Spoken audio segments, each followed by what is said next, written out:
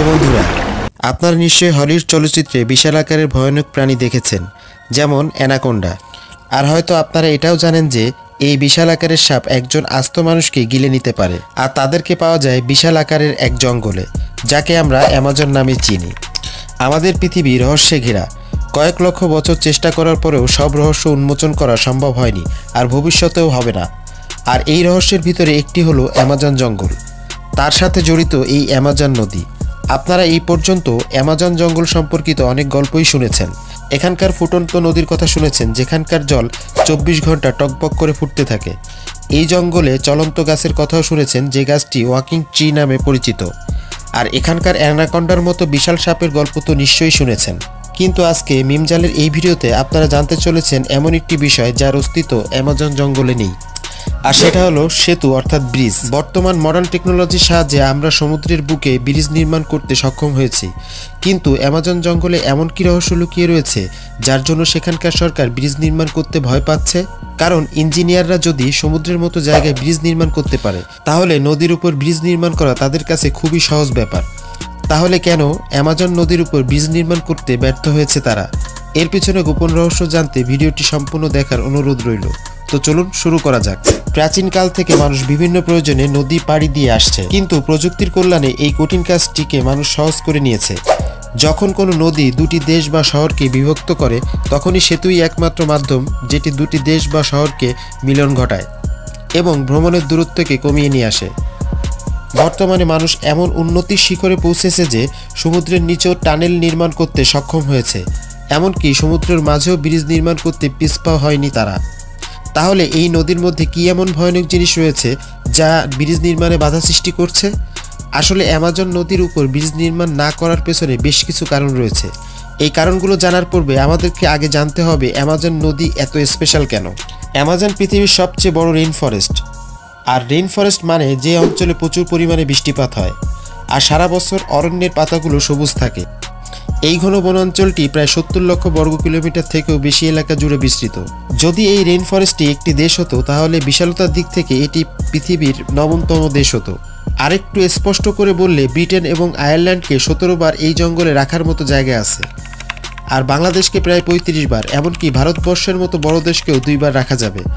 এই জঙ্গলটি প্রায় 6 কোটি বছর পুরনো। অ্যামাজন জঙ্গলকে পৃথিবীর ফুসফুস বলা হয়, কারণ প্রতিদিন পৃথিবীর মোট 20% অক্সিজেন উৎপাদন হয় অ্যামাজন জঙ্গলের বিস্তীর্ণ গাছপালার জগৎ থেকে। আর এই জঙ্গলের বুকভেদ করে বয়ে গিয়েছে অ্যামাজন নদী। আর অ্যামাজন নদী এখনো পর্যন্ত মানুষের কাছে একটা বড় বিস্ময়। অ্যামাজন পৃথিবীর দীর্ঘতম নদী, যার দৈর্ঘ্য প্রায় 6400 কিলোমিটার। কিন্তু ব্রাজিলের সরকার অফিসিয়ালি ঘোষণা করেছে যে পৃথিবীর সবথেকে বড় নদী অ্যামাজনই। কিন্তু এটা ভুল, কারণ পৃথিবীর সবথেকে বড় নদী হলো নীল নদ, যার দৈর্ঘ্য প্রায় 6693 কিলোমিটার। অ্যামাজন নদী বলিভিয়া, কলম্বিয়া, ইকুয়েটর এবং পেরুর মধ্য দিয়ে বয়ে আন্দিজ পর্বতমালা হয়ে সোজা আটলান্টিক মহাসাগরে মিলিত হয়েছে। সমুদ্রে যত পরিমাণে মিষ্টি জল আছে, তার মধ্যে প্রায় 20% মিষ্টি জল অ্যামাজন নদী একাই যোগান দিয়ে থাকে। অ্যামাজন জঙ্গলের আশেপাশে 9টি দেশ মিলিয়ে প্রায় 3 কোটি মানুষের বসবাস। অ্যামাজন জঙ্গলে বর্তমানের হিসেব অনুযায়ী প্রায় 300 এর বেশি উপজাতি বসবাস করছে। এরা এখনও তাদের পুরাতন সংস্কৃতি ধরে রেখেছে। আধুনিক বিশ্বের ধরাছোঁয়ার বাইরে এই সমস্ত উপজাতিরা বসবাস করে। চলুন এবার আসা যাক মূল প্রসঙ্গে। অ্যামাজন জঙ্গলের আশেপাশে এত বিশাল পপুলেশন রয়েছে, তাহলে কি সেখানে উন্নয়নের প্রয়োজন নেই? সেইখানে জনগণকে কি আশেপাশের 9টি দেশের সাথে জোড়ার প্রয়োজনই নেই? বন্ধুরা, বর্তমানে আমরা মেশিন আর আর্টিফিশিয়াল ইন্টেলিজেন্সের যুগে বসবাস করছি।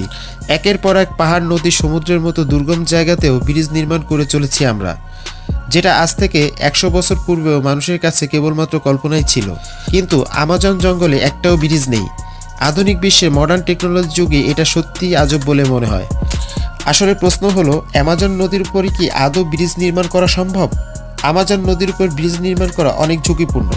এর মধ্যে সবচেয়ে বড় রিস্ক হলো ওখানকার ওয়েদার, শুষ্ক আবহাওয়ার কারণে। এখানকার নদী স্বাভাবিক থাকে, চওড়া হয় না, কিন্তু যখনই বর্ষার আবহাওয়া আসে তখনই সমস্যা তৈরি হয়। নদীর জল তখন 30 মাইল অবধি বেড়ে যায়। মানে শুষ্ক আবহাওয়া যদি 3 মাইল ক্রসিং থাকে, বর্ষার সময় সেটি 30 মাইল বেড়ে যায়। এখন হয়তো আপনি ভাবছেন, এর মধ্যে অবাক হওয়ার কি আছে? বর্ষার ওয়েদারে তো সব নদী চওড়া হয়ে যায়। যখন এখানে বৃষ্টিপাত হয়, তখন এখানে জলের স্তর এতই বেড়ে যায় যে কেউ সঠিকভাবে বলতে পারে না কোন দিকের কিনারা ডুবে যাবে আর কোন দিকের কিনারা ভেসে উঠবে আর সবচেয়ে বড় থাকবে।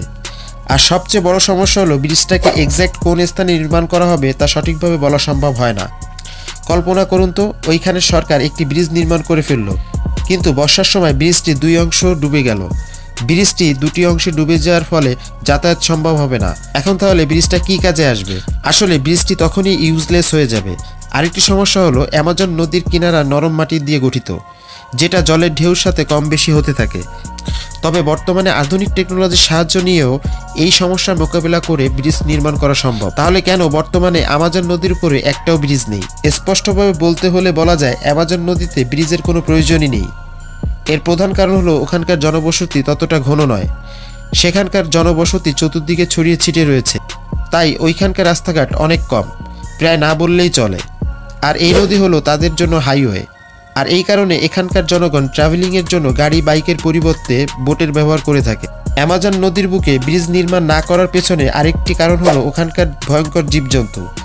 পূর্বেই বলেছিলাম এই নদীতে অ্যানাকোন্ডার মতো ভয়ঙ্কর প্রাণী বসবাস করে, যারা একজন আস্ত মানুষকে গিলে নিতে পারে। এই কারণে অ্যামাজন নদীর উপর ব্রিজ নির্মাণ করা বিপজ্জনক। হয়তো এই কথাগুলো ভেবেই সেখানকার সরকার ব্রিজ নির্মাণ করার ক্ষেত্রে কোনো প্রকার স্টেপ নিচ্ছে না। অ্যামাজন নদীতে ব্রিজ নির্মাণ না করার পেছনে আরও একটি কারণ রয়েছে।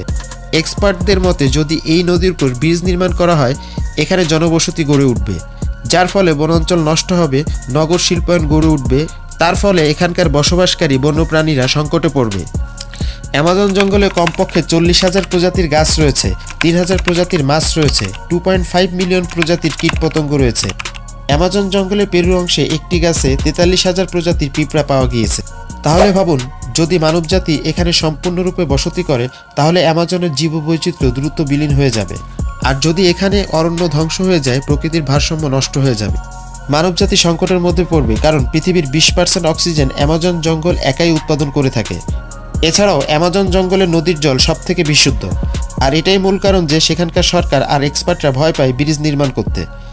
তবে এমন নয় যে এখানে কখনোই ব্রিজ নির্মাণ করা হয়নি। 2010 সালে ব্রাজিল সরকার অ্যামাজনের একটি শাখা নদী নিগ্রোর উপর 11,795 ফুট লম্বা কেবল ব্রিজ নির্মাণ করেন। তবে এই ব্রিজটি হলো অ্যামাজন রিজনের একমাত্র ব্রিজ। তবে টেকনিক্যালি এই ব্রিজটি অ্যামাজনের মেইন রিজনের মধ্যে পড়ে না। তাই সবাই ভেবেছিল এই ব্রিজটি নির্মাণ করলে অ্যামাজন জঙ্গলের কোনো ক্ষতিই হবে না। এই ব্রিজটির কারণে দুটি শহরের মানুষ খুবই খুশি। ব্রিজটি তাদের কাছে যেন অলৌকিক জিনিস, কারণ পূর্বে বোট চেপে নদী ক্রস করতে হতো সেখানকার মানুষদের। তবে বিশেষ করে বর্ষার সময় এই নদীটি ক্রস করা অনেক বিপজ্জনক হয়ে যায়। আশা করি এই ভিডিওটি দেখে বুঝতে পেরেছেন কেন অ্যামাজন নদীর উপর ব্রিজ নির্মাণ করা হয়নি। আপনাদের কি মনে হয় ভবিষ্যতে অ্যামাজন নদীর উপর ব্রিজ নির্মাণ করা সম্ভব হবে? এবং যদি সেটা হয়, তাহলে সেখানকার জনবসতি পুরোপুরিভাবে গড়ে উঠলে এর ফলাফল কি ঘটতে পারে? আপনাদের মতামত অবশ্যই কমেন্ট বক্সে জানাবেন। আর ভিডিওটি ভালো লেগে থাকলে অবশ্যই আপনাদের বন্ধুদের সাথে শেয়ার করতে পারেন।